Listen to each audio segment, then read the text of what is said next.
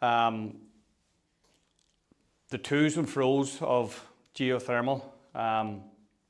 Geothermal is by far the better heat source for your house. It's very energy efficient, low operating costs. The temperature in the ground is stable all the time, so it is for the geothermal. There's no fluctuation in it. Shall it be a borehole or a flat loop collector? The two works as efficient as each other as long as they're sized correctly to suit your project. Long lifespan from the geothermal. There's geothermal installed 25 years and it's still operating. All year round, comfort friendly. You don't have this outdoor unit sitting outside where there's a fan running and sometimes the fan becomes noisy in that. With the geothermal, an added bonus is a lot of homes in Donegal and throughout Ireland now have a lot of glass in them. So therefore, the kilowatt value coming through that glass increases the heat in the house, like we had there a week or two ago with 3 or 4 weeks of long period of sunshine. You would find as the sun is going through the glass, it heats the floor. At night time, whenever it's cooler, that heat will actually come back out of your floor and reheat the house. So it will. And that is a problem at the moment. But with the Ecoforest heat pumps, there is passive cooling for the summer months. You can do active cooling. The active cooling is a bit more expensive to do, and there's more work involved in that. But the passive cooling, all it is circulating pumps running where you're collecting the cold water out of the borehole, doing it through a heat exchanger and into the floor. It keeps the floor nice and cool and prevents that overheating. There's a unique feature on the Ecoforest heat pumps that we use also.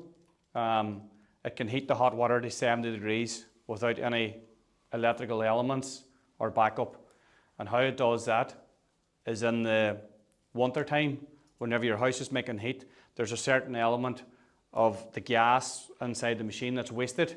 So we're recovering the heat from that, capturing it and reheating the hot water to a higher temperature.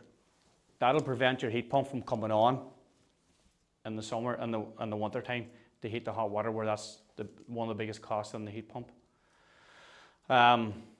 Some things to consider on your rebuild or new build.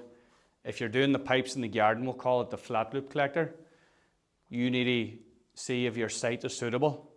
So regarding a borehole, we can examine geological maps to see if your ground is suitable. If there's rock there, we actually want rock. A lot of people think rock's a bad thing. We want the rock to make sure the hole stands up and will allow us to put our pipes down into the borehole. A lot of people is scared that going in the drill on the site will cause harm and stuff like that. The earlier you do the borehole, the better, but it doesn't cause any harm to the house or any crack into the house, because the machine will be 2 meters or 3 meters away from the house, and that's the minimum distance that we like to be neared. We've done boreholes on a lot of retrofits where the house is built for 10 or 20 years. We've went in and done the boreholes, absolutely no issue. There's a bit of a clean up after. That's really it. It's ideal to both retrofits and new builds, obviously. And we've done it in a lot of businesses looking for long-term solutions for heating their buildings. So we have. So the closest commercial building that I can think on here is Lurgybrag Farm there, the child's play farm in Letterkenny. The indoor area in there, we've done the complete heating in there.